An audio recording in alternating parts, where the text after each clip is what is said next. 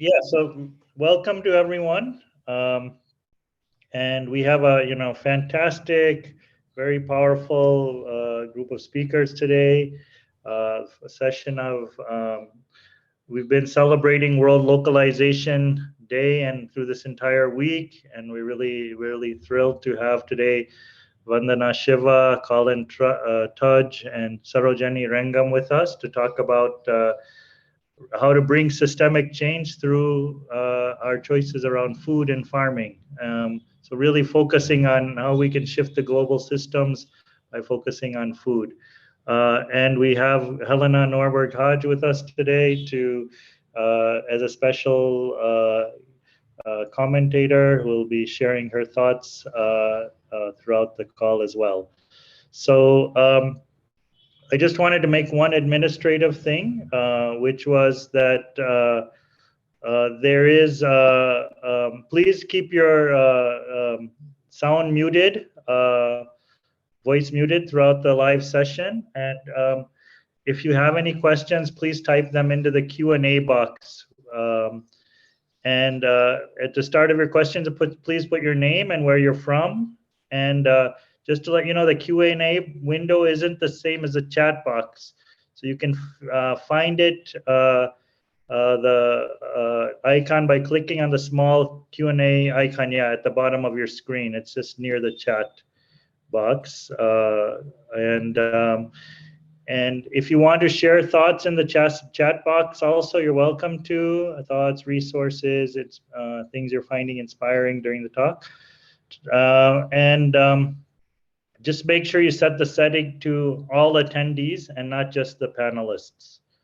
So let me welcome our first speaker. One second. Sarojeni, are you ready? Yes. Colin's with us. Yes. So, one second, what happened? So Sarojeni, would you like to start us off? Thank you. Yes, Yeah. Manish, yes.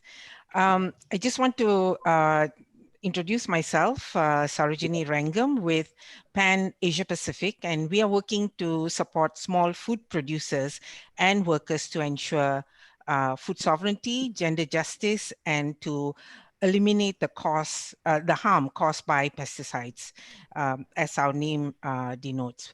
But for the communities that we work with, who are small food producers of women and men, peasant farmers, agricultural workers, indigenous peoples, fisher folk, others, where food production is not only a source of livelihood, but also social and environmental integration in terms of environmental, economic, and social equity. It is clear that these communities that are part of our movements are strengthening, building, and supporting transformation in food and agriculture that is really localized and decentralized. So the struggle for local food production is continues to be the right to land and the right to food, and that is grown agroecologically. And it's really a struggle that is local, but it contributes to the development of political and ecological consciousness. As an example, I thought, I'll start with an experience from Sri Lanka. It's with the Vikalpani Women's Federation, who are based in Sri Lanka, who took on the struggle against pesticides in 1980s. And when they realized through their community monitoring that men and women farmers were getting sick and suffering the adverse effects of pesticides and loss of biodiversity. And now, if you look at a peer-reviewed study published in 2020, we know that 385 million farmers and workers suffer unintentional pesticide poisoning every year. So Vikal's federation, women's federations, their struggle started with organizing and mobilizing women farmers to confront these pesticides and to strengthen their perspective, as well as to expose the corporate control of the trade of these chemicals. So challenge for the movement was, one, to confront the corporations, push their government to ban these pesticides, and to support agroecology, and to move their women farmers to practice agroecology and local food production. So after 3 decades, they have succeeded in a big way. They campaigned for bans of pesticides and succeeded, with Sri Lanka, which is now a very progressive, it's been very progressive in terms of bans of pesticides, if you compare them with other countries in Asia. Later, these women farmers also built their own capacity because they were interested. They wanted to move away from the use of pesticides, and they said, let's build our own capacity. And so they built their capacity by visiting organic farms to get the other farmers to come and train them. So it was really to build their capacity. And now they are practicing agroecology with 500 core trainers who are all women on agroecology, and they have continued to advance their struggle for land for peasants and women. Another partner organization in Sri Lanka, HTO, working with plantation workers who are mainly Tamils, has through a decade of struggle also gotten a ban on the expansion of oil palm plantations, which were poised to not only grab lands in Sri Lanka, but also to continue to poison the workers, mainly women, in the plantations. So that was a big win. So the struggle of for local food production and ecological solutions has increased their political and ecological consciousness. Of course, the discrimination of Tamils in Sri Lanka is still there, but it's now interlinked with Vikalpani and HTO's movement building as they work with Tamil farmers and workers in the north and east. So this example of from Sri Lanka, as I wanted to share, is that it's part of a transformation that we are seeing, slow but steady, with women leading the way.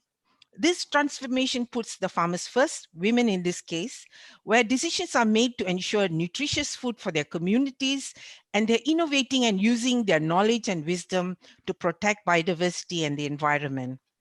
As a strong voice on the ground, they are advocating with the national government agencies, and they're working to push for support for agroecology for land and for land to the landless as well. And we're not just seeing this in Sri Lanka, but in many other countries, from Vietnam to Laos. In Laos, it's amazing.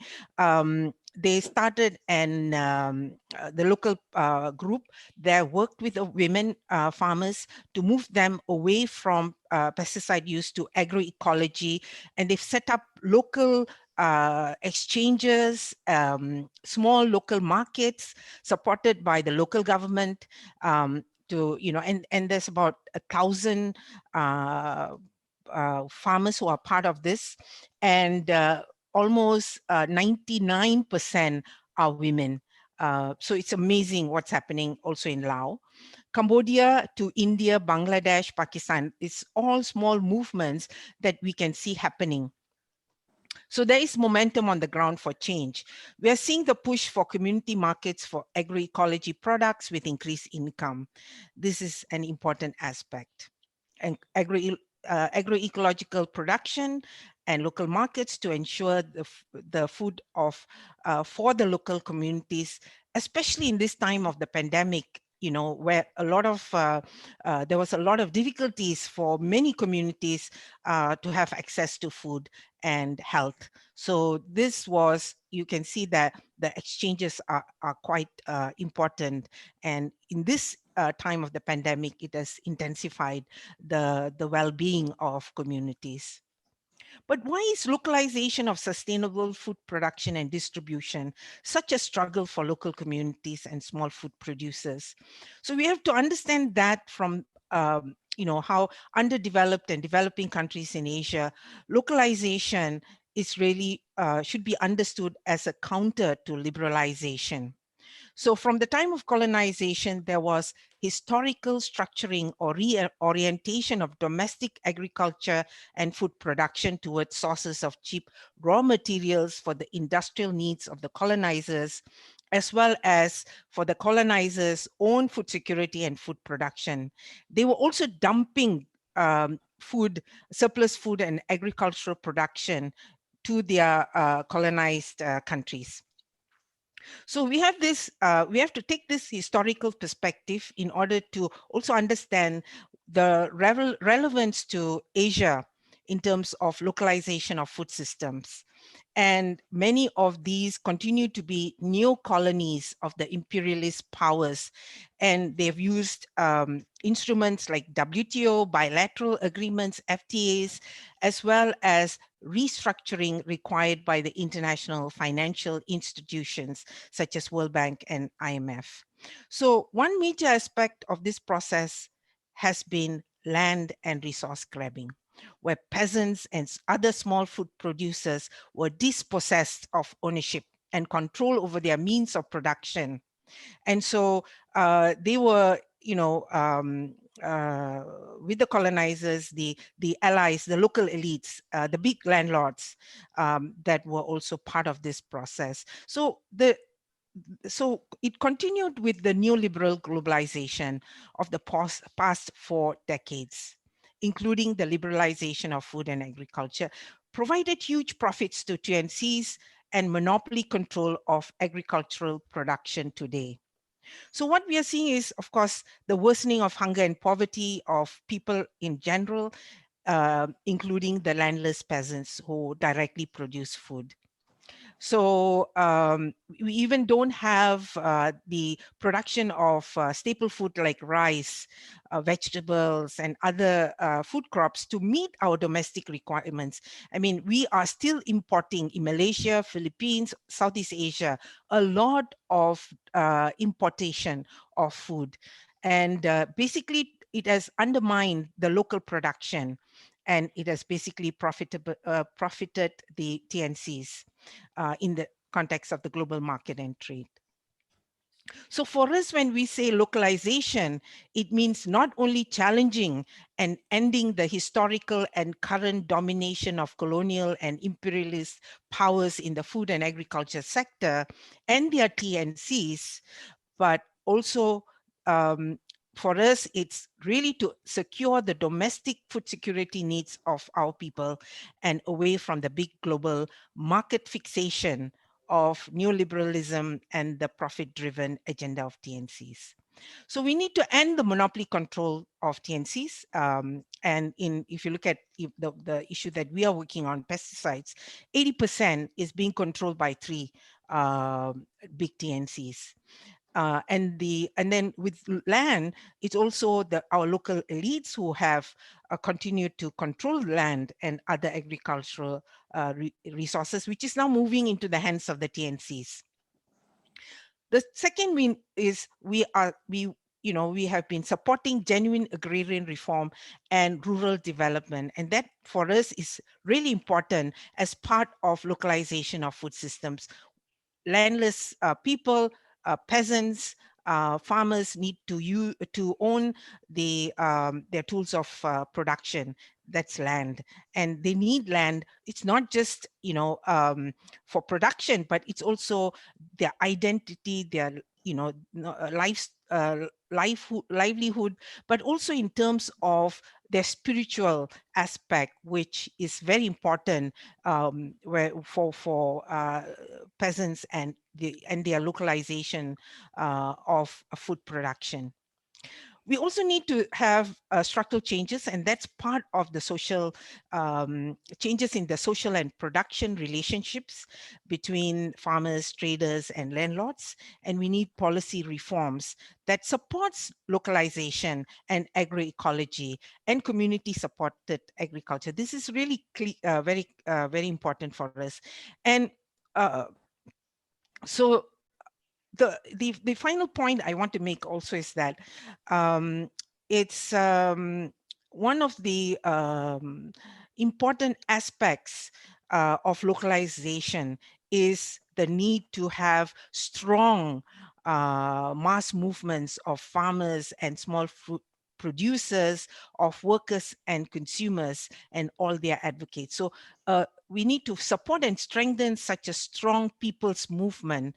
It is only through that strength, that movement, that we will be able to push for policies and programs to dismantle the monopoly control of TNCs and landlords over land and resources, and to reorient and radically transform food system towards addressing the needs of the people and the small food producers. Thank you. Thank you so much, Sarojeni.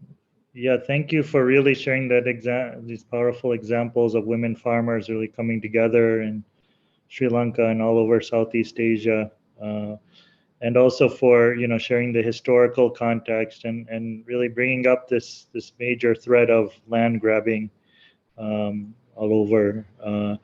So our next speaker is Colin Tudge. So Colin's a biologist and writer and founder of the Real Farming Trust and the Oxford Real Farming Conference. Welcome, Colin. And we'd have, yes, somebody's putting applause in the chat box also, Sarojeni, so thank you, yes. And I know a little bit about also your work, Sarojeni, so it's really, really inspiring to us all over Asia. Thank you. So Colin, you're up. We'll invite you to share for about 10 minutes. Great, thank you very much. And I do feel very privileged again to be part of this committee, the group panel. I must say, Sarojeni seems to have said practically everything I wanted to say, actually. I think it was a very excellent analysis. The one thing that does strike me is that although what she was saying was very encouraging about the rise of women, agroecology, etc., in Southeast Asia, particularly Sri Lanka, it isn't reflected in Britain, which is, as people say, a developed country and which is considered to be a world leader and in the vanguard and all that kind of thing. And everything we do is considered to be, we're sort of equated with the whole idea of progress. And at the moment we're talking, I mean, we've just finished the G7 with the other similar nations, and the chief obsession of Britain in this post-Brexit age, when we've left the EU very foolishly, is to do new trade deals. And of course, we're in the process of signing, or have already signed up, this big trade deal with Australia, which is supposed to be a substitute for the EU. It's about 100th of the EU in terms of trade. But anyway, that's what it's supposed to be for.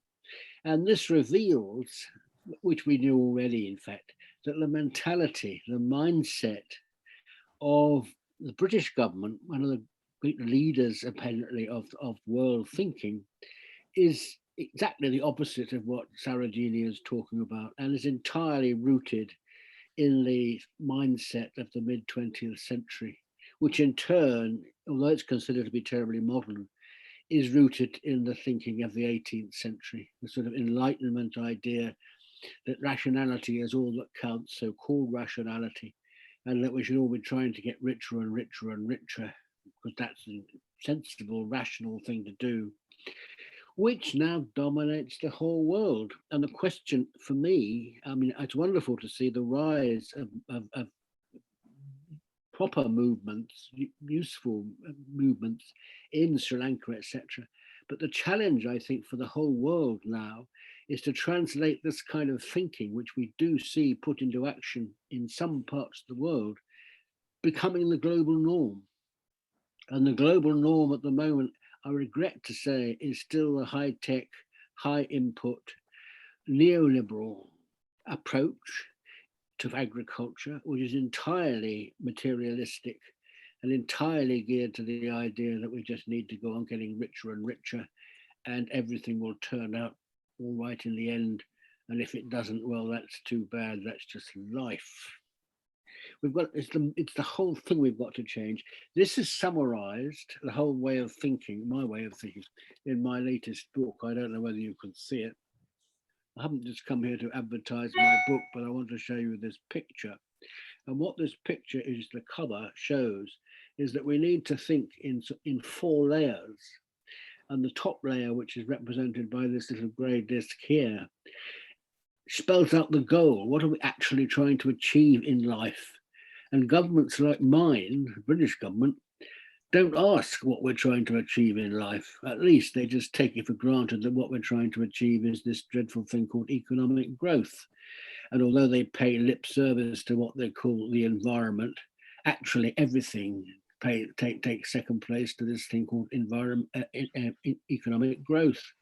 And if you try to persuade powerful people in my country that this isn't the way to go, then you're said to be unrealistic, because the only realistic thing is to subscribe to the neoliberal economy, leaving the power and the money where it is now. So it's the goal we've got to define. And what, first of all, before we start, and to me, one starts off with a few premises, one of which is that societies matter. Mrs. Thatcher 25 years ago famously, 40 years ago now, famously said that societies don't matter, but they do. And the second thing we've got to make sure is that we keep in line that individuals matter as well. You can't have so-called flourishing societies unless the individuals within it are fulfilled. And the third thing that matters equally is the biosphere at large, the living world. We should get away from the world environment, which simply means surroundings, back to the idea of the biosphere, which is the whole living world. And in a summary, what we should be trying to achieve, I suggest, in this book and elsewhere, is to create convivial societies with personal fulfillment and a flourishing biosphere. Now, no government that I know in the whole world has spelled that out, although it seems to be essential, and our government certainly hasn't, and America certainly hasn't. The second thing we need to get right is, of course, what we actually do in life. And the thing, again, we need to impress on powerful people, or at least get rid of the powerful people, which is much more to the point. But the thing we need to impress on the whole world is that the most important thing that human beings do is agriculture. Agriculture is right at the center of all the world's affairs, both human and non-human. Now, people in what people still call the developing world, including Sri Lanka, I think generally realize this, because most of these so-called poorer countries are still primarily agrarian. So they're close to the country and they appreciate the importance of agriculture. In this country, the so-called developed world, so-called leaders, this isn't the case. And I think fewer than 10% of people in Britain now live in the countryside. 90% plus live in cities. And most people are totally cut off from farming and know nothing about it, care less about it. And that is true of government, just as it's true of everybody else. They really have no conception of what farming is about and what it's for. So one of the things we really need to do is to just impress on people the absolute importance of agriculture. Simple, elementary, but it's vital. The third thing we need to get right, shown by this sort of band here, if you can see it, is that in order to produce the kind of agriculture we need, which, as Sarojeni said, is based on agroecology and food sovereignty, in order to do that, you need a completely different economy. We can't carry on with these ridiculous neoliberal economy.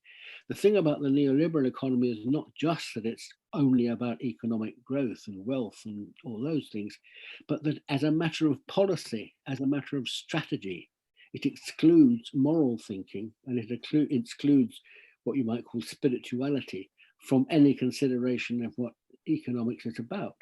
Now, all the great economists in the history of the world, in which I certainly include Adam Smith and certainly include Karl Marx and certainly include J.M. Keynes, all the greats have primarily been moral philosophers and have actually said we must use the economy simply to make a better world, a kinder world, more compassionate world. But neoliberalism deliberately shuns that kind of thinking. and says, no, no, no, the whole point of the economy is just to create as much money as possible in the shortest possible time by competing in the global market. And the emphasis is on competition, competition, competition. Whereas, of course, if we really want a world that works and is functional, we need the whole world to be cooperative, and we need the economy to be based on the idea of cooperation rather than on the idea of cutthroat competition. And of course, we need everything we do, including or especially the economy, to be rooted in principles other than those of material wealth. We must restore morality, in other words, to the heart of economics, which is the opposite of what we now do. The third thing we need to get right is the actual infrastructure. Well, I think I've just said that. What kind of economy, what kind of governance do you need in order to support the kind of agriculture we need, in order to support agroecology and food sovereignty?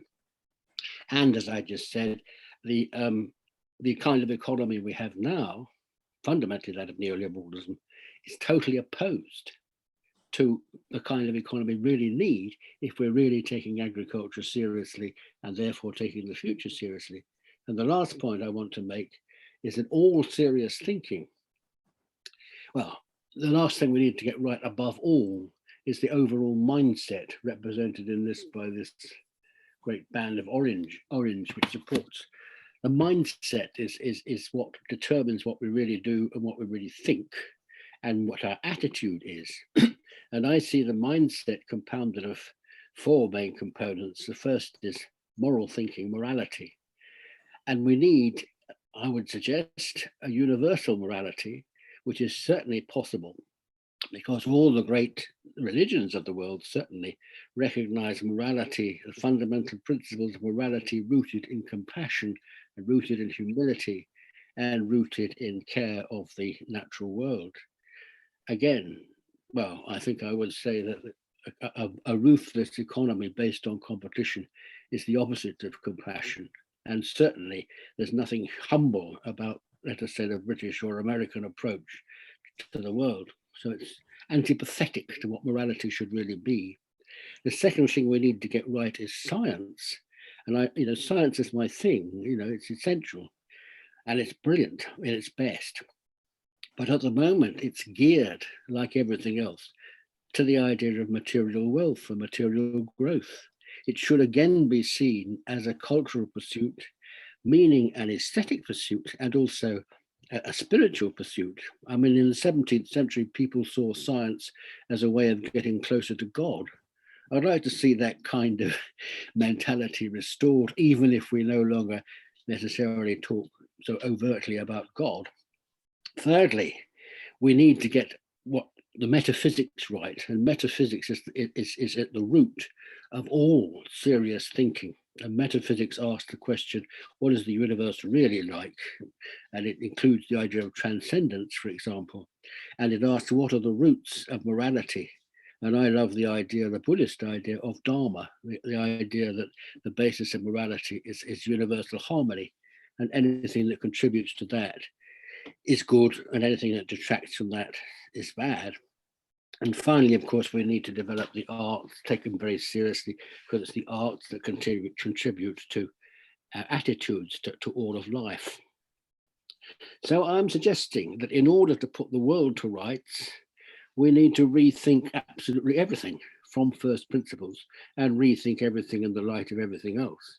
And furthermore, because the mindset of the people who actually run the world, which is this oligarchy compounded mainly of the TNCs, as Sarojeni said, and also of powerful governments, and also of financiers, and also of their intellectual advisors, who are very carefully chosen to support them. We need to change. We need to change we cannot rely on the oligarchs as they now stand to effect the kind of changes that we need, because they are actually wedded to the status quo, and they created the kind of status quo. So again, I'm agreeing absolutely with Sarojeni that the way forward must be through local movements, of the kind she was describing in Sri Lanka, and including, of course, CSAs and so on. So that's my vision for the future. And it's huge. But the point is not simply to define what we're trying to do, but that's essential, but to make that the global norm, which is a huge task still out there to be done. Thank you very much. Thank you. Thank you so much, Colin. Very, very inspiring and very powerful about this great rethink. Look forward to reading your book. I humbly wanted to submit one more question, which from India, which is to the 4 frameworks you shared, was this: who would you like your son or daughter to marry? And we ran a little campaign in India, like around stop looking to marry an engineer or an accountant. The most noble person your child could marry is a farmer. So to shift that perspective also. But thank you so much for sharing that. So our last speaker for today is Vandana Shiva. Really, I'm so honored to introduce Vandana ji.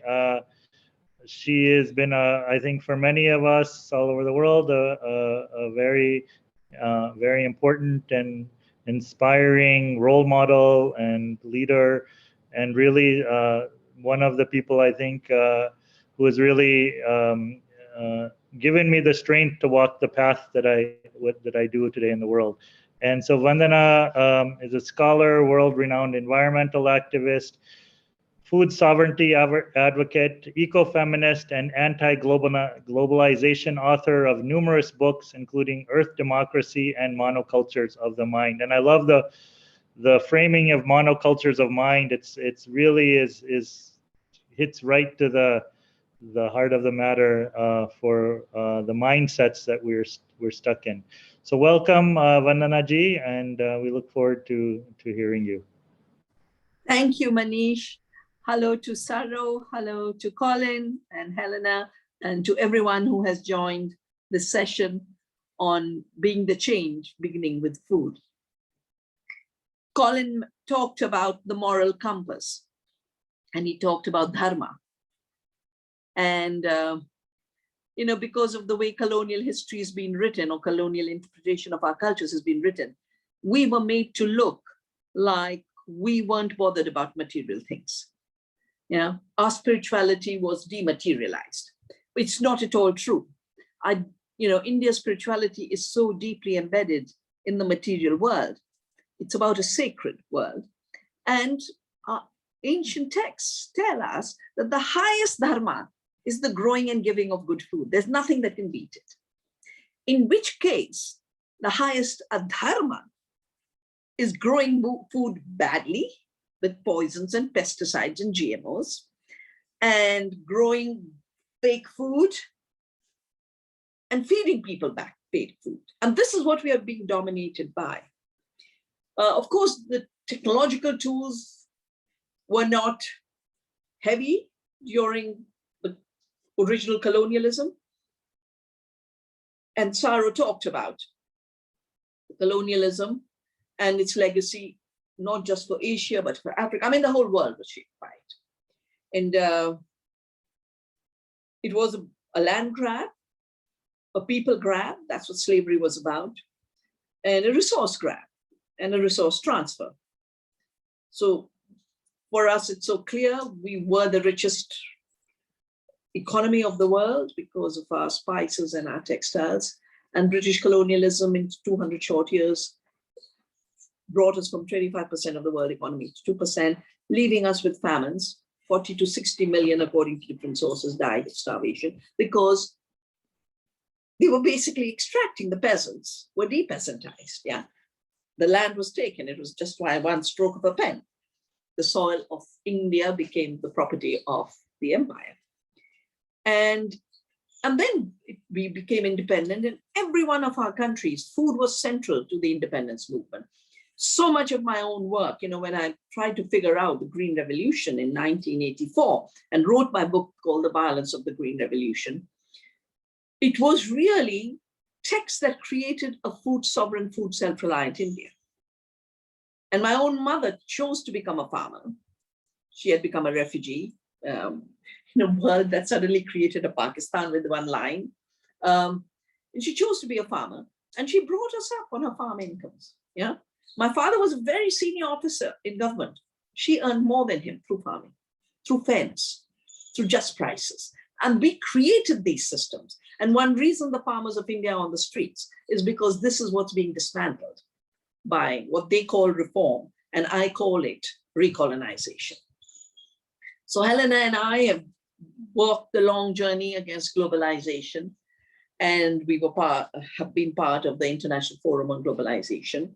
My own work on globalization was on intellectual property, the seed question, the dumping question, and the subsidy question, the agreement on agriculture, and I would call the fake food question, the fake standards of safety, the sanitary and phytosanitary measures. Now, in each of these, and the hundreds of books and reports that we've written have really been about who wrote these treaties. The corporations did, what they did to us. They created hunger again. They created misery for small farmers everywhere, all over the world. And they've created the disease pandemic. They've given us climate change.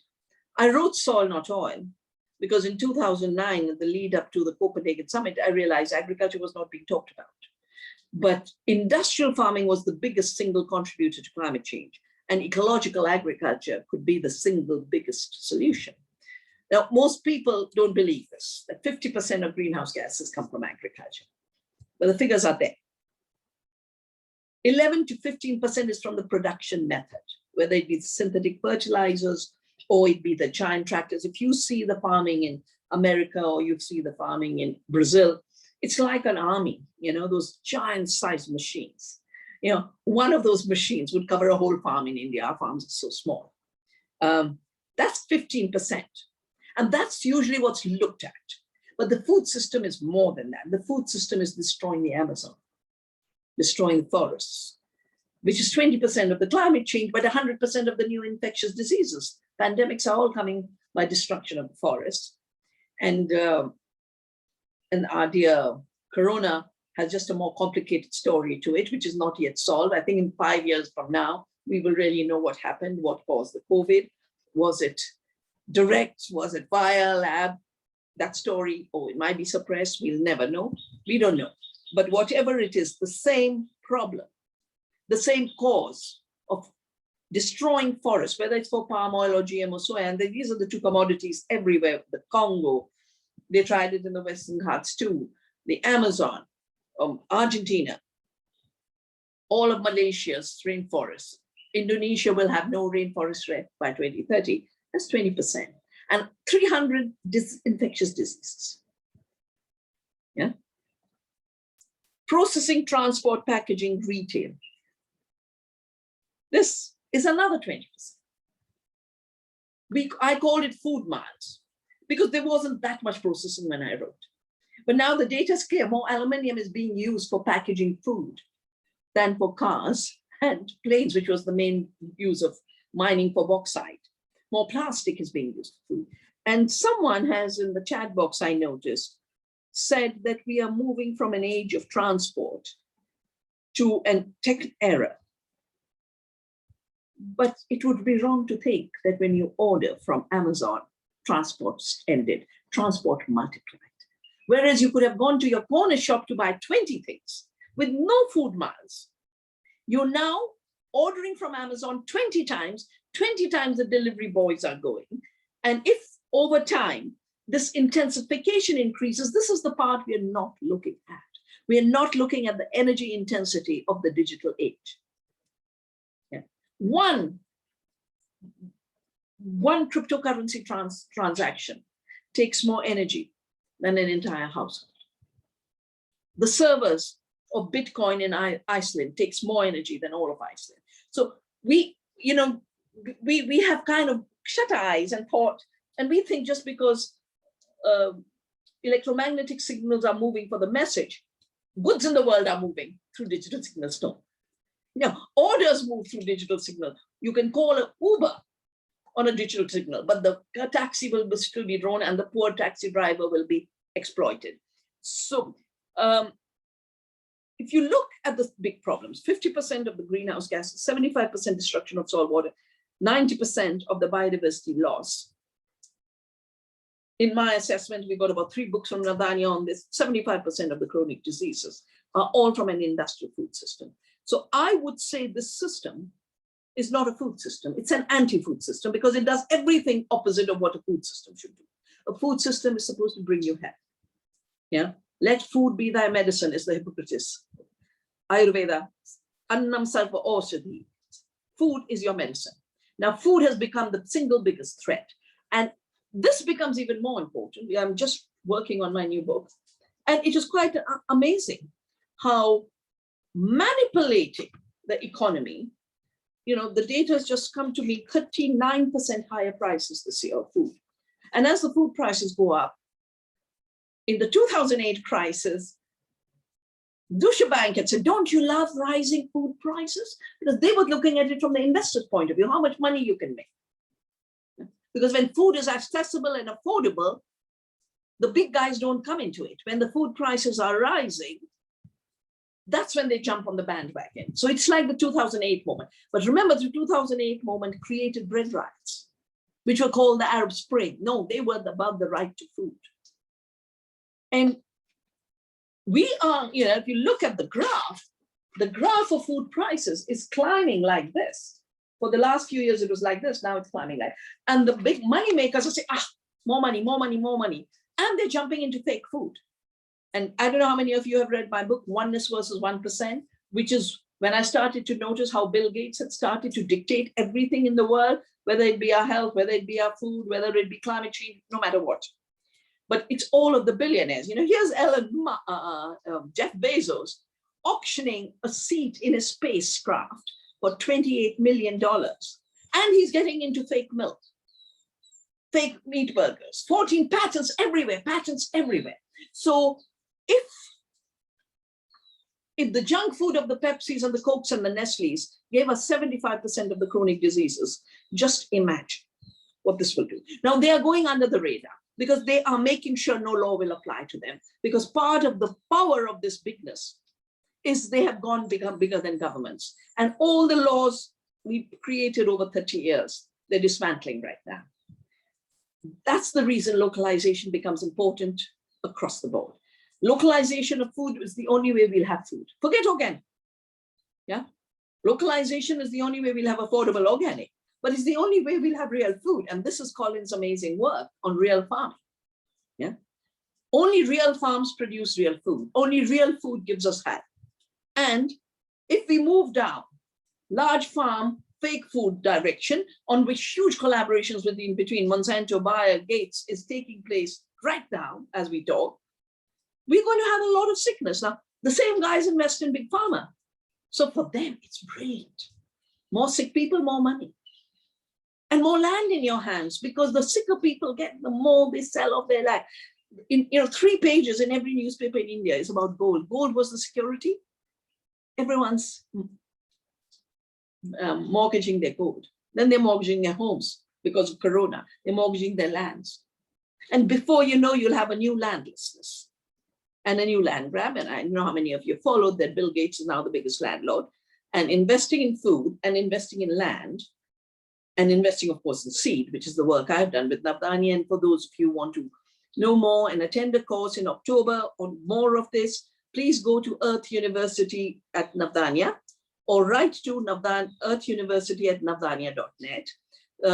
In 10 minutes, it's difficult to cover all the complex issues of the harm globalization has done, the harm future globalization will do, the path of localization. But this much is clear: localization or bust, go extinct.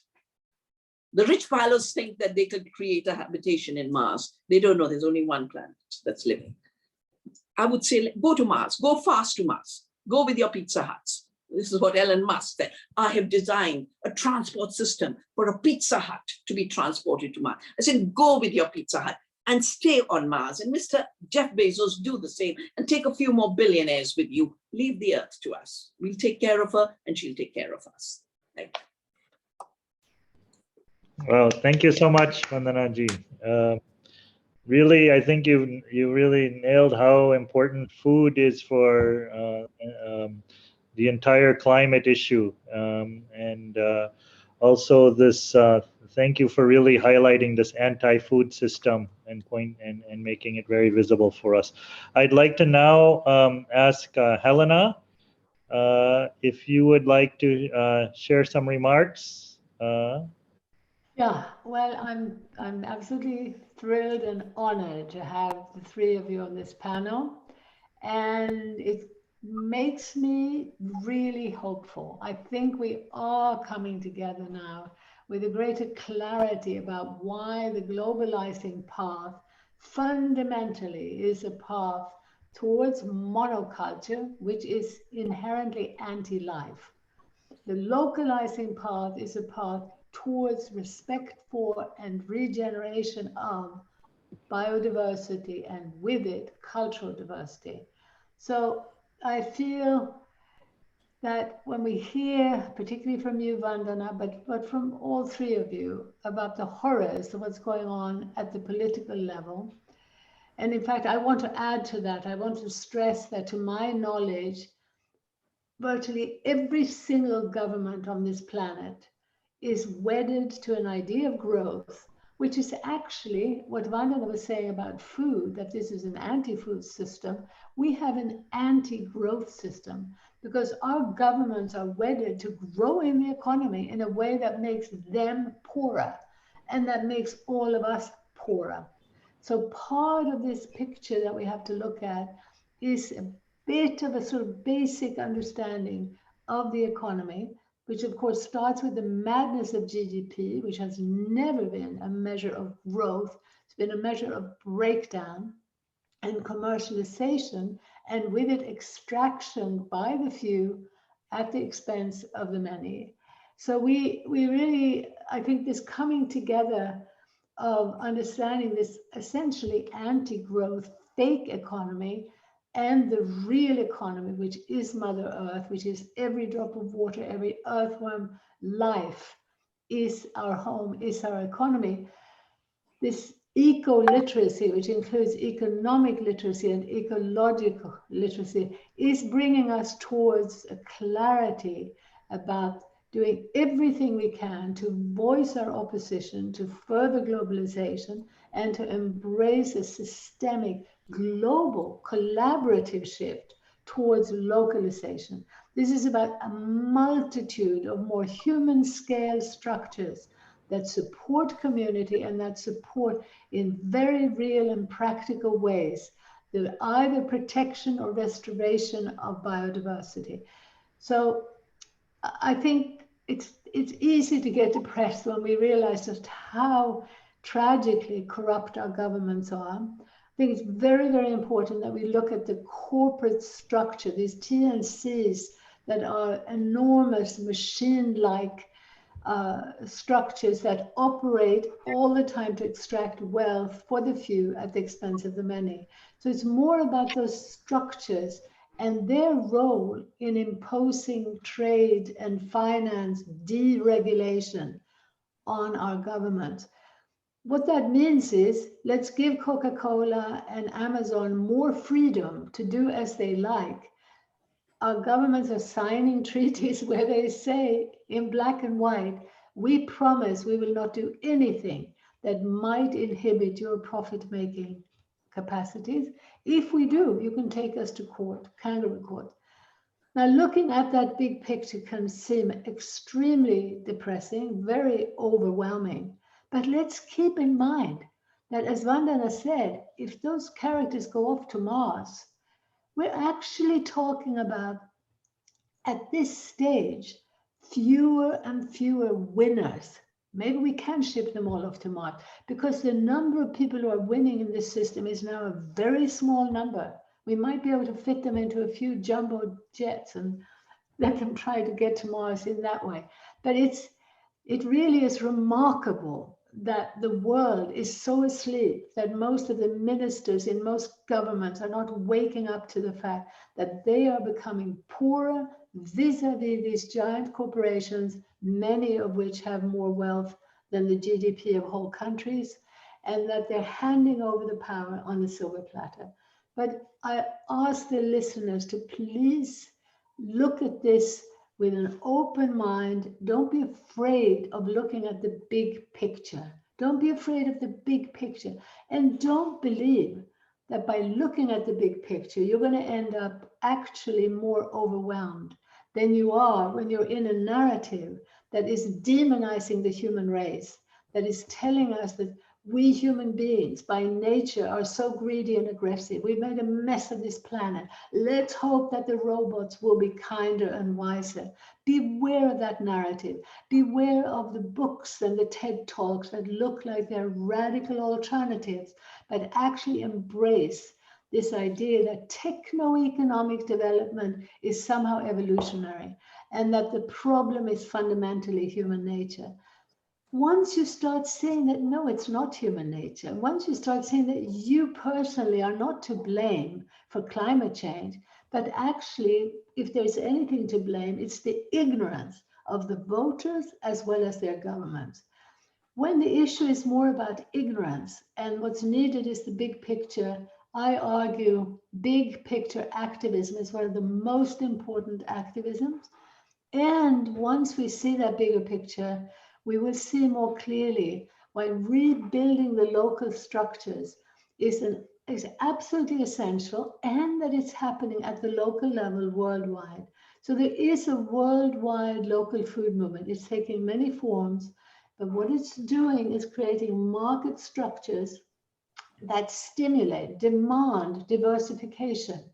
In other words, we're beginning to shift the market to support life instead of allowing this global market with its distances, with the import and export of exactly the same product, with flying products across the world to be processed. That global food system, as Vandana says, is the biggest contributor to climate change. It's the biggest contributor to toxic pollution and illness, you know, the fake food, the high fructose corn syrup, the trans fats.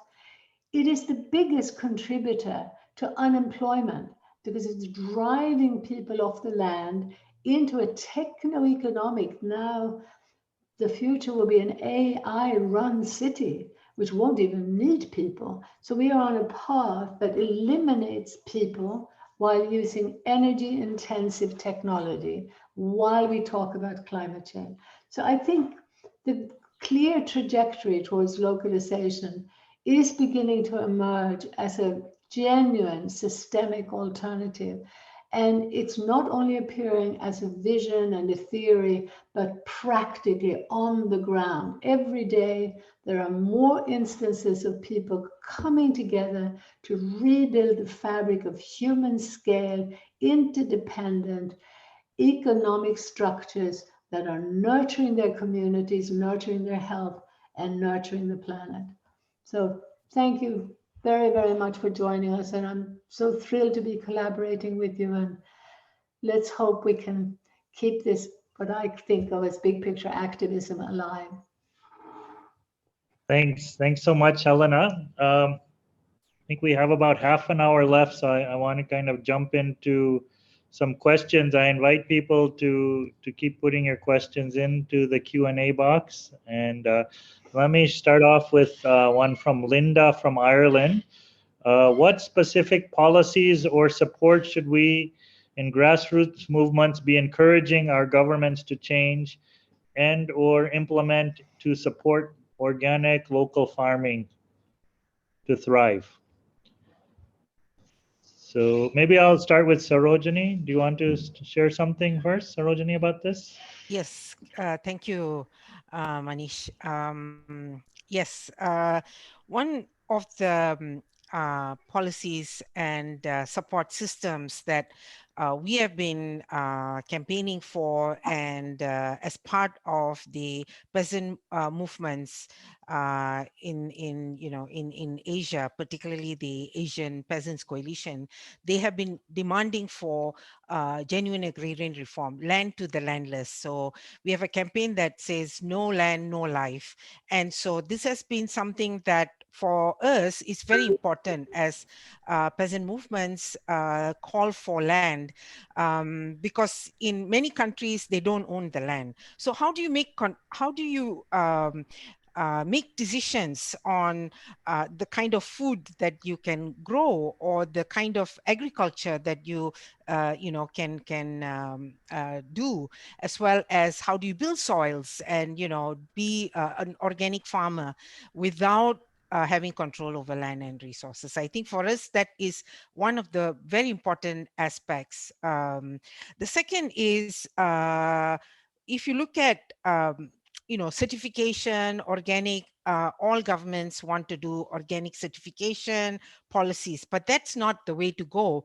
For us, it's really important to have CSA, community supported agriculture, that really links the farmers to the consumers. And as someone was asking about urban, how do we bring and invite friends from different sectors, especially urban development, we need to also involve the consumers in food growing, because they slowly the cities are growing, and so understanding farming and working the land with your hands is being lost. So I think that part of supporting CSA policies that would support such a farmer consumer kind of linkages, I think. And local markets for us, one of the when we were talking to this woman in Laos, she was saying, now I've tried many things as a farmer. I've also tried to do other a small trade, like selling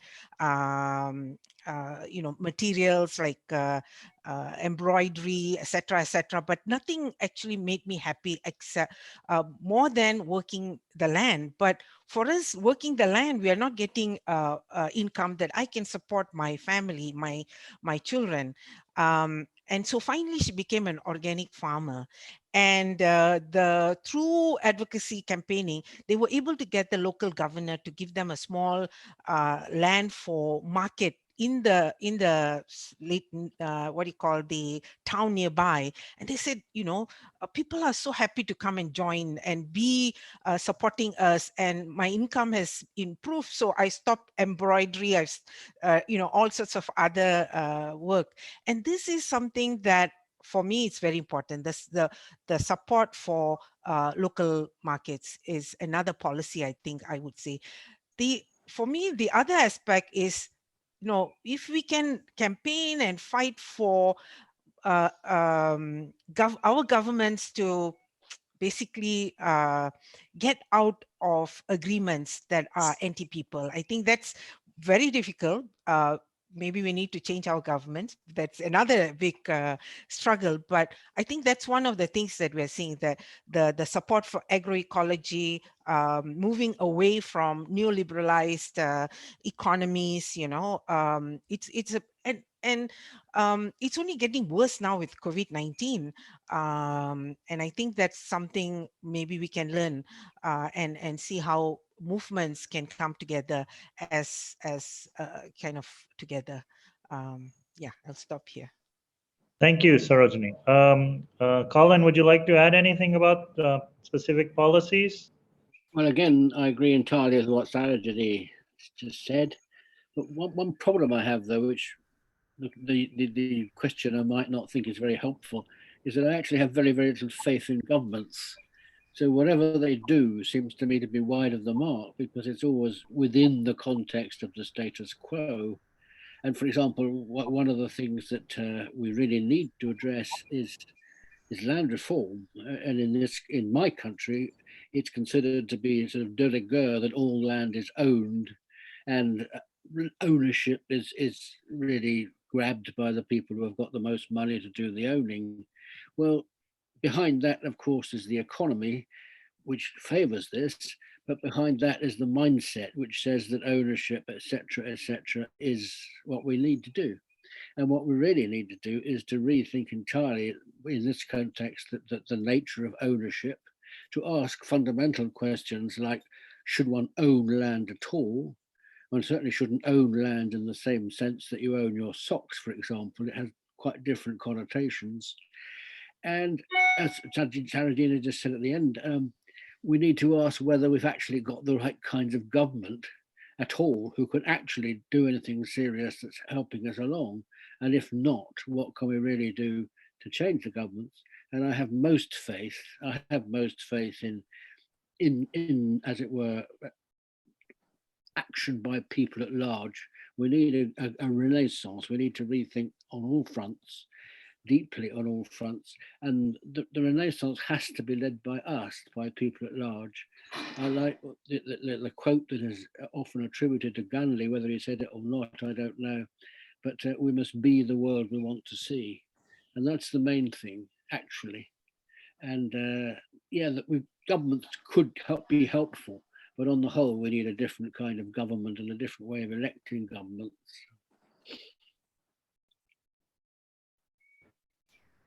Thank you, Colin. Thank you. Yeah, ownership of the whole idea of ownership, I think, is really important to relook at.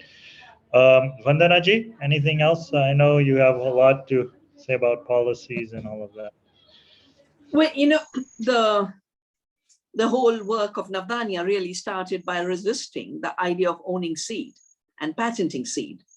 And fortunately, because we came into the issue early enough, before they had the patents, they were still thinking of having patents. The lesson we have from that is they haven't yet got a fake food economy, you know. The billionaires have too much money and they're looking at where to spend, you know, and where they'll make money. It's the very beginning. It's the same situation today as it was with Monsanto and GMO seeds and patents. Now is the time to build the local food economies. And to do that in terms of policy, I think we should just ask 3 questions. What makes a high cost system appear cheap? You know, the myth of cheap food. And that basically means we've got to fight to defend our public money for the public good. We've got to stop the subsidies. This, you know, eventually this high cost fake food that Bill Gates and Jeff Bezos are making will be so costly, but it'll have to be hugely subsidized to get to people. They're hoping to do with fake food what they did with fake fertilizer. You know, the parallel is synthetic fertilizers were made compulsory, were subsidized, and that's how they spread, and that's how organic was killed. They think they're still in that period of the 60s, and they can force synthetic foods and have subsidies and make it everywhere and make real food illegal. They've done it, you know. I mean, I've had to do a sarson satyagraha. They made our oils illegal to dump GMO soya. They made Gandhi's ghani illegal in order to prevent real food. So that's where, you know, Colin talked about be the change you want to see.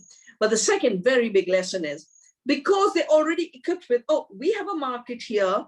We can have 14 patents on this fake food and 80 patents on this and 30 patents on this. And if we make it compulsory by making the real food illegal, we've got the market.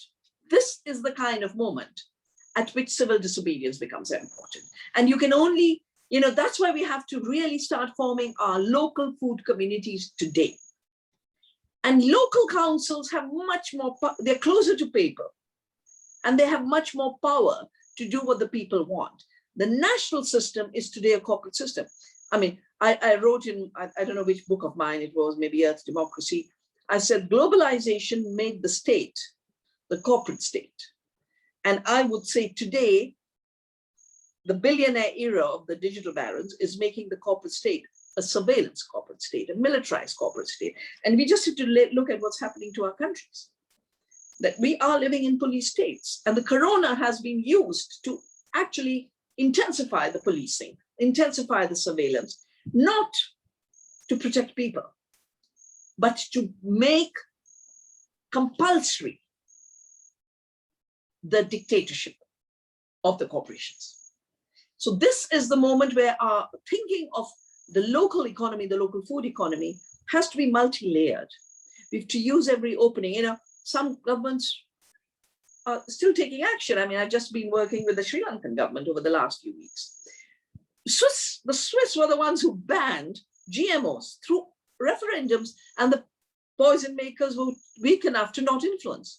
Today, they're so strong, they influence the referendum in Switzerland on pesticides and manage, here were the small Swiss farmers in the Alps being threatened that they would lose their lives. So the ugliness of the globalized greed is so intense that even to breathe, even to eat, we have to fiercely defend our freedoms. And that is, we can't build local economies just as pure economies. This is what I've said in Earth Democracy. Economy goes hand in hand with the kind of democracies you have and goes hand in hand with the kind of culture you have, which is what Colin has been talking about, the issue of values, the issue of mindset. And the three right now are reinforcing the greed cycle, whereas we need to reinforce what we call now the regeneration cycle. Yeah. So, yeah, these are times where I started seed saving with nothing in my hands. And we have established over these 30 years a very powerful seed movement around the world. I think we need to now start a very powerful food movement and say, in 10 years' time, all bad food should be illegal. All poisons in farming should be illegal. And even if governments don't declare them, in our lives, we can declare them illegal and shape the kind of lives that allow us to build the alternatives. This is what Gandhi meant when he said, be the change you want to see. We have to have the freedom and the duty to not be force-fed bad food that makes us sick. That is the work of today. We should not be force-fed bad food. Yeah. And if we accept that, then we'll accept anything. Great, thank you. Let me bring out another question. Helena, do you want to add anything to this? I know you've been talking about mayor cities. I do. Particularly yeah, councils and mayors. Yeah, I would like to, as Vandana was saying, it's sort of multi-layered, and I think that there are ways that we can pressure government to insist that they represent us. So in other words, for me, I agree with you, Colin. I don't trust any national government to do the right thing. I don't even trust local governments. As we have started farmers markets and community support agriculture schemes around the world, we find that even the local governments often get in the way. However, because of the pressure from the grassroots up, and as Sarah was saying, in her part of the world, it's mainly women. Everywhere in the world, I see this is led by women, in the industrialized countries as well. And as they start pressuring upwards, they're beginning to affect some mayors and some local councils. And we essentially have to grow this movement so that we are capturing our governments. We are insisting, are you representing us or not? When you're asking for our vote, you claim you are representing us. And then when you're in power, suddenly you represent some other voice. What is that voice? It's the multinational hegemony that is giving them the marching orders. Once we understand that, once the social and environmental movements come together around food as the central systemic shift, but particularly once they come together to understand that it's climate change, it's health, it's mental health, it's democracy, it's everything we care about, we can see the biggest, broadest movement we have ever seen. There has never been any movement that was dealing with essentially survival and that had every right to operate in this holistic way to bring together across all sectors people. I do think we can see the rise of a very powerful big movement if we put out the big picture. And we can't now move into an economy where there is no money, where there is no ownership. I have seen in indigenous cultures that yes, there wasn't that private individual ownership, but there was a type of ownership, usually passed on from extended family to extended family. And so it's not so much, or let's put it this way, I think it can be dangerous today to be trying to point to an idealistic situation where there would be no ownership, where there would be no money, no interest. I think we can work with the system to move perhaps over generations in that direction. But I can envision a shift over the next decade or so that would come from this really powerful, broad movement brought together through that broader perspective and that deep understanding of globalization and the beginnings of really, right now, it's just as important for people to know that there is evidence all around the world of the power of the local, the power of community. And for me, what Gandhi was talking about, being the change, is actually being part of a community. It's changing the I to a we. It's not the individual demonstrating the loving society, the ecological society that we all long for. So we have to be looking at these community initiatives and community power. Thank you. Thanks, Helena. There's another question here about, organizing more effectively. This is from Lisa Reynolds. How to organize more effectively, both nationally, locally, nationally, and globally. It feels like we need a more organized approach to counter the policy power of the oligarchic, immoral economic system growing stronger by the minute.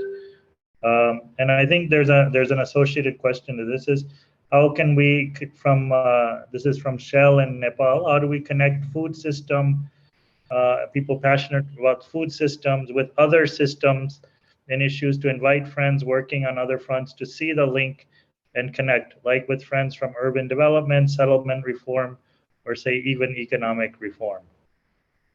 So who would like to jump in on that? Sarojeni ji? Yeah, sure. I think for me, movement building. I think if you want to connect nationally, locally, and globally, I think the building at the community level, building movements of people and working together. I think there are many formations, that I'm involved in, and it's really trying to build that connection between people and land and other and the environment. I think that the links are slowly being built. Sometimes, for a while, movements kind of take on they struck the resistance, as Vandana was talking about in the movement, and sometimes it's also looking at agroecology, the alternatives, lifestyle, food production, and bringing the two, the resistance and the alternatives together is, also a process. I also agree with Colin, because, in the sense that it's also the mindset. It's not just the mindset of our governments, but also our own mindset, because it takes time to understand the struggles on the ground, to be part of that movement building, and to see how we can contribute and support those movements. And I think there's many global movements, regional and national, that we can join depending on our politics, I guess, and where we're coming from. But really, for me, it's the people on the ground fighting for their lives and their livelihoods, and for their access to land and resources. I mean, that's, for me, it's the most critical frontliners of that struggle. I think is where we need to be there, holding hands and struggling together, and of course resistance, building the resistance, as Vandana was saying. That's it. Yeah. Okay, thank you. Would anyone else like to chime in on this? Yeah, okay, let me go ahead. I want to really pick up this one issue is around which we've been talking about, is this really the whole fake food issue, and subsidies also, Vandana ji referred around that, but how fake food is being presented as a solution for climate change, as a solution for poverty alleviation as a solution. And I hope that maybe you can comment on that a little bit more and really unfold it so people can really, and even, you know, veganism is also picking up fake food as its thing. So I would just like you guys to, if you would share a little bit more around this fake food, you know, juggernaut that is coming upon us. Yeah. Can I say something? Vandana ji or Colin. I think Colin wants to say something. I heard Colin say something. Okay, Colin. Go ahead, Colin. I just wanted to say that this whole business of what Vandana calls fake food is another example of the most amazing con trick, which is pulled by what you might call the oligarchs, the powers that be. I mean, somehow or other, well, by many, many different means, they have managed to convince us of two totally opposite ideas, both of which are quite untrue, both of which sort of lead us in the kind of direction they want us to go in. The first is that we need huge amounts of food, more food, in order to keep pace with rising population and so on and so on and so on. In fact, as Hans Herren of the Millennium Institute keeps pointing out, we already produce enough food for 14 billion people, which is twice the present world population, roughly. And it's quite easy to work this out on the back of an envelope to prove for yourself, although I won't try and do it here. 14 billion people. Not only is that twice the present number, but is about 40% more than the world is ever likely to see. So the idea that we have to, or we are compelled to focus and continuing to focus on product production is quite false, and yet people have bought into it. And the second great part of the contract is that in order to provide all this extra food that we don't need, we have to go down the industrial route, and we have to go down the high-tech route, and we're all supposed to be dedicated to eating more and more meat and so on and so on. And the only way to do that is to produce fake food, ersatz meat in various forms and so on. And the third, I said there are only two, but let's have 3 out of 2. The third sort of big idea that's got around, which I find quite a very attractive idea, but I just don't happen to think it's true, is that we all need to be vegan and we need to cut out meat altogether. And that, of course, is untrue. And the best way, the most efficient way to produce food is to focus on plants, arable and horticulture, but to introduce some meat where it can, as it were, complement the growing of crops. And what we actually need is a diet that is high in plants, maximally varied, which of course small mixed farms provide, maximally diverse, and low in meat. And this conforms perfectly, absolutely, with modern nutritional theory, which says, you know, you want a high fiber diet, low fat, modest protein, and maximum variety. And it also conforms exactly, this is the bit I really like, with the world's finest cuisines, as seen on an axis from, let us say, Italy in the west to China in the east, taking in Turkey and Persia and India along the way. All of these cuisines, which at their best are simply fabulous, are indeed maximally diverse, rich in plants, but they all use meat only sparingly. They only use meat as a garnish or as an occasional, very occasional treat en masse, and in Italian cooking in particular, as a stock. Now, if you use meat, in other words, the kind of farming we need is perfectly in accord with the modern nutritional theory and is perfectly in accord with the basic structure of the world's basic cuisines. So what we really need to do worldwide is to relearn how to cook. The trouble with relearning how to cook, the trouble that is for the powers that be, is that the more we cook for ourselves, the more independent we become, and the less dependent we become on the powers that be with their high tech and all the rest of it. So, but cooking is key here, and the rest is a con. Great. Thank you, Colin. Vandana, would you like to add something? So let me just say, following up on what Colin's already said, you know, the fake food bandwagon begins with what I call false equivalences. Yes, factory farms torture animals and should never have existed. And if they had not subsidized the animal feed, they would not have existed. But animal feed was subsidized. And the fact that in spite of us having enough food for 14 billion people, 1 billion are hungry because a lot of the food is being diverted to animal feed and biofuel. Factory farms are an exception. They're recent, they're only 20 years old, and they are being spread in Europe through subsidies. And because of factory farms, 1,000 small farmers who are doing good farming are going out. Dairy farms are disappearing. So, you know, we don't treat cows the way the factory farm cows are treated. A free-range chicken, you know, she picks up the worm. She's a pest control agent. She is not a spread of H1N1, but if you'll see, every disease, it is the free-range animal that is targeted, and the factory farms get bigger and bigger. So the word they use a lot is cruelty. Yeah. Now I'm sitting, you know, where I'm sitting is, my mother gifted me her cow shed. She said, now I'm old, I don't have cows, and you want to leave academia, start your institute here. So I started the Research Foundation for Science and Technology and Ecology in 1982 in my mother's cow shed. I've grown up with her cows.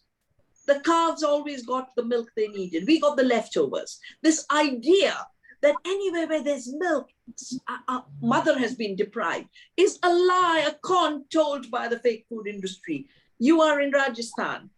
Where does the camel breeder deprive the calf of milk? I mean, they won't have the future generation of their family if they work that way. In the factory farms, they do. They don't just do that. They send the male in one way and they send the female in one way. If it's a chicken, if it's female and it's egg laying, they let her live. If it's male, they literally dump them and kill them with cyanide. You know, we did a little book called The Tale of Two Chicken, the factory chicken and the free-range chicken. And children in the schools started to make plays about this. This we did when KFC was coming to India. So fake food is telling a lot of lies. I mean, look at Bill Gates trying to justify his Impossible Burger and fake food. And he's saying the problem is the cow has 4 stomachs. No, Mr. Gates, I've lived with cows. They don't stink. They don't emit methane. The 4 stomachs are not the reason of methane. The bad diet in a factory farm is the reason for methane. So and because they have so much money, through the decade, when I was being attacked on the GMO question, they would fake every study, and our studies would never show. And then they would make attacks, and there'd be paid attacks. Now you can't find a real study on animals and methane because all the fake studies are the ones that Google pushes up with a $50,000, you know, payment. If you pay Google 25 or 50,000 a month, they put you as the first, that's it. So I say this, you know, we are stuck with fake food, fake science, fake economics. And that's why, to me, the idea of satyagraha becomes more important today than ever before. To live with truth, to live through truth. And fake food can only be defeated by an absolutely uncompromised commitment to true food, to real food. That is what we have to do, because the billionaires with all Colin calls them oligarchs, I just call them billionaires. We'll have to start calling them trillionaires. If they, you know, if they get into fake food as the norm, they will all be trillionaires. And it's all the tech guys, Silicon Valley, the Jeff Bezos, the Bill Gates. Silicon Valley is driving the fake food bandwagon. It's not the old Pepsis and Cokes. It's Silicon Valley. And they are so estranged from themselves in any case that they don't, you know, probably they don't even realize that they built into their minds that they're just machines anyway. And it doesn't matter how you change the fuel, you know? If it was diesel to petrol to biofuel, it doesn't matter. So you're saying, we're just a machine, yeah? We just need fuel. Chemical food, now fake food, how does it matter? It matters. It matters. They haven't figured out that on the health side, they are getting it wrong. And the health, our health and the health of the planet is the place where we grow. Good food, real food, local food. Thank you. Thank you. I'm just there's lots of questions still, and I know we are coming to a close on the conversation. This is always the case with you guys are all troublemakers, and we leave with more questions, but that's the fun of these conversations. Let me just name a couple of them, and I'll just invite everyone to then give a 1 or 2 minutes each of closing remarks. So one was from which I thought was really interesting, from Simran Chopra about can there be a progressive way of looking at technology, especially for people who design and build technology? Talking about myself, who works as a PhD student, who is looking at designing technologies for both bottom-up community-led food, growing in cities. That's one question. And then one is, which is there's all these stories about technological advancement and Great Reset, but and this linear notion of progress. So this is from Hannah. How can we best inspire human imagination? So I just leave these couple of questions also in front of us and invite everyone to share a few closing remarks for the day. Sarojeni, you want to jump in? Yes, thank you. Yeah, happy to be here, to share some thoughts and, also to be part of this fantastic panel. I just wanted to just share, kind of a story at the end about technology. And I think what was my experience when I went up to this community that was in the middle of nowhere, up on an uphill, in a hill, I think was a kind of mountain actually for me anyway. But what was interesting is when we went through, there was no roads. So we went through rivers, with this Jeep that got stuck because the spark plugs, got wet and we had to wait. And anyway, so we ended up in this community. And what was interesting was that they have a small hydro power that, basically allowed the water, because it was on a mountain, there was small rivers, and they used that power to actually start generating electricity. And for me, that was, I thought, appropriate technology. And it really, for a lot of the people who lived there, was amazing that they had this few hours of light to, do their studies for the kids, and then for people to, move after dinner, just get small things ready for the next day. So for me, it was really amazing. And when we left, it was quite late. So so when we kind of were a few kilometers down the mountain, when we turned back, it was like a light of enlightenment. I don't know, it was really beautiful. And I think for me, that was a group that in the Philippines, Sibat, that helped them to set up this hydro power that was just for the community, that it was really appropriate, I felt, to to give them a few more hours of light for the tremendous work as farmers that they were doing, cooking after work, and cooking, getting the meals ready, etc. So it was amazing. So I just want to end by sharing that story of illumination and inspiration. Thank you. Thank you, Sarojeni. Colin. Well, as a closing remark, I think Sarojeni and others have hit the nail on the head when the point now is to turn all these very, very good ideas which are around. There's no shortage of good ideas and good movements the world over, to turn them into a movement that could change things. And here we face a terrible paradox, because the reason the oligarchs succeed as well as they do is because they are focused 100% on power, which they achieve partly by wealth. That's their focus, and they're extremely well organized. And the transnational corporates and governments are very hierarchical in structure, with a very clear sort of dogma that they all follow, or each follow. And because they are so focused on achieving power, they achieve it. And they're so focused on wealth, they achieve wealth, and wealth is power. And the trouble with, as it were, us, the NGOs and charities and individual farmers and local markets, is that we're not focused on power. And so we don't organize, etc., etc. And the nasty paradox is that if we were focused on power, we would lose our own sense of direction, our own sense of what we're really about. And the real question is, how can a group which is not focused on power achieve enough power to bring about global change? And I think, I've been thinking about this for a long time, haven't got a satisfactory answer, but the only real answer is by the kind of networking that we're doing, for example, with this Zoom call, and bringing together different groups who didn't necessarily know each other, but are obviously clearly on the same side. And I think network building is the thing, until you kind of general atmosphere that makes it very difficult for power groups simply to rise up in an unopposed kind of way. It's not great as a hope for the future, but it's the only one I can see that could work. Thank you so much, Colin. Vandana ji. Yeah. So I think two strange things have happened in this globalization period. Is the deregulation allowed the billionaires to emerge.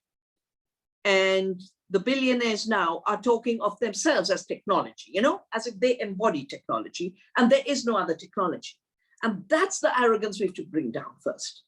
Because there is technology and technology and technology, and nature has hers, and we have ours, and peasants have theirs, and there's a small, the hydropower station that Saro talked about, but there are hundreds and hundreds of technologies.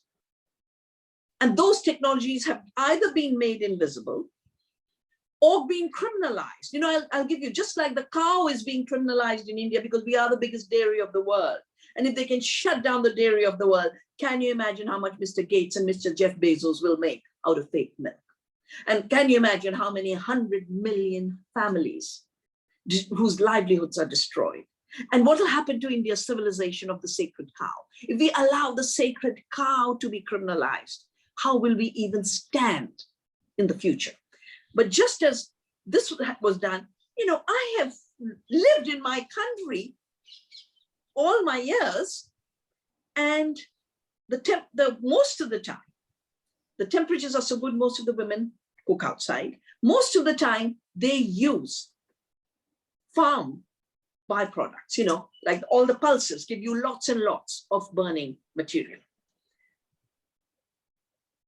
Why has the Ganges Basin had agriculture for so long? Because they worked out a brilliant mix of cow dung and straw.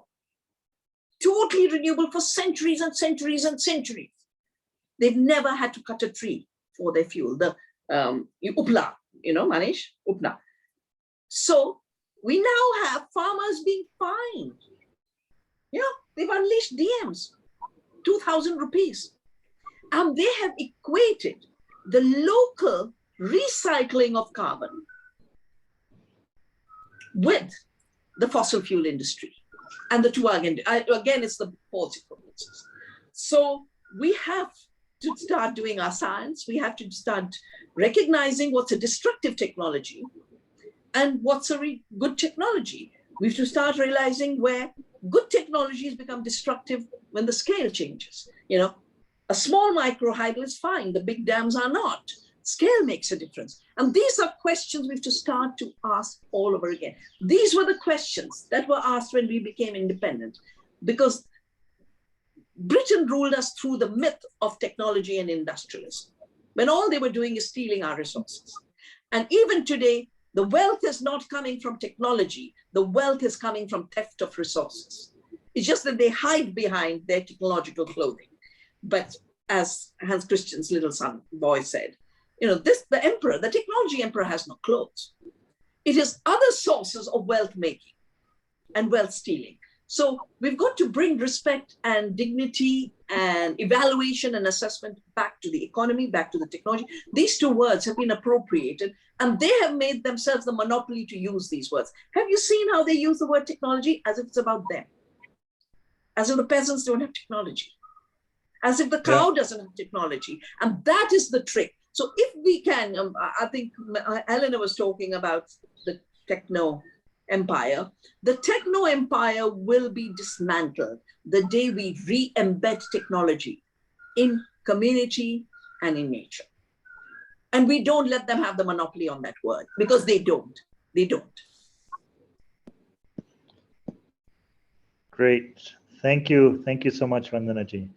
And last, Helena, last comments. Yeah, well, Vandana, thank you. When we re-embed technology in society, and that means it's about scale.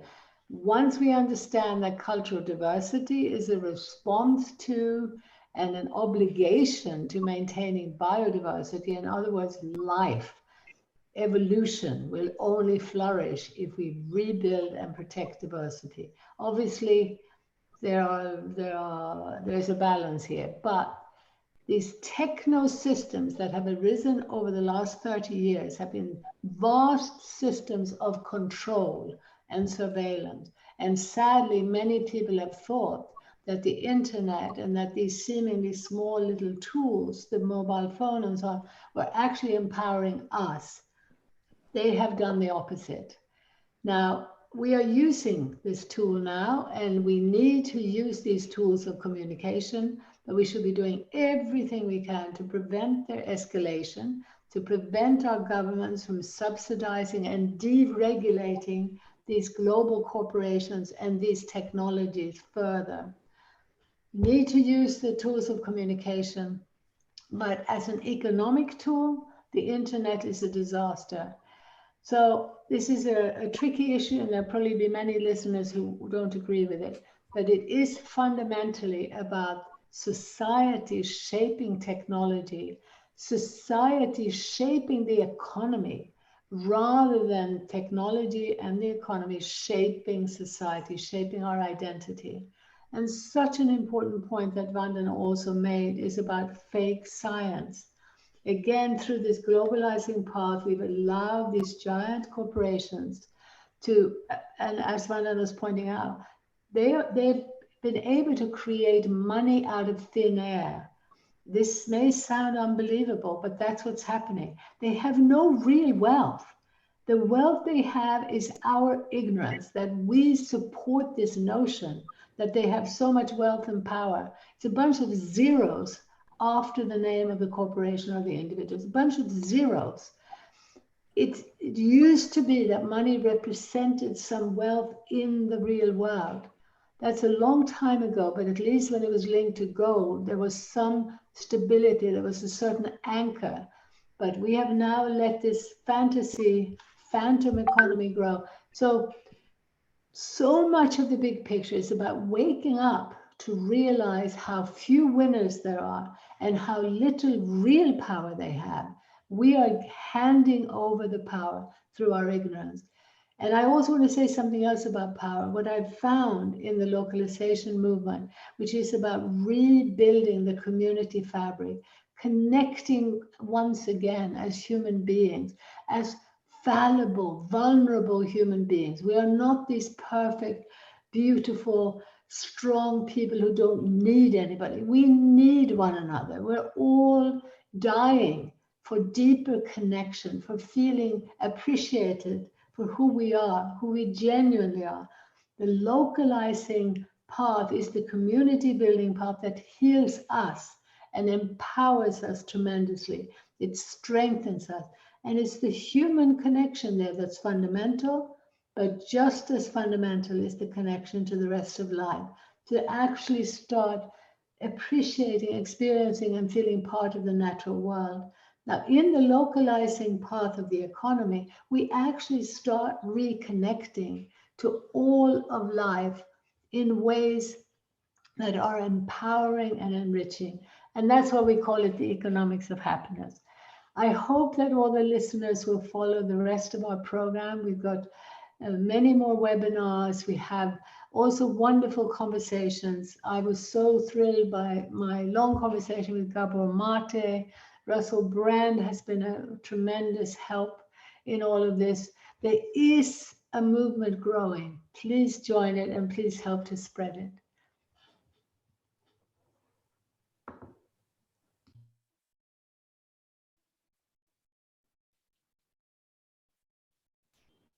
Sorry. So thank you so much, Helena. One of my takeaways today is really to, along with growing our own food and supporting our local farmers, is also to follow the subsidies. The whole game of subsidies seems to be really critical, and all of us have to put on our, popular economics hats and really understand how this game is being played out.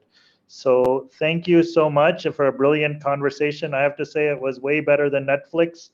And really, really very much appreciated. And I want to, just as Helena was saying, there's another session coming up from Zimbabwe about the food systems and the great work that's happening there just after this. So I invite you to join in. And again, once again, thanks to all the speakers today for sharing such brilliant comments. Thank you, Manish, and thank you all. Bye. Bye. Bye-bye. Thank you. Bye. Thank you.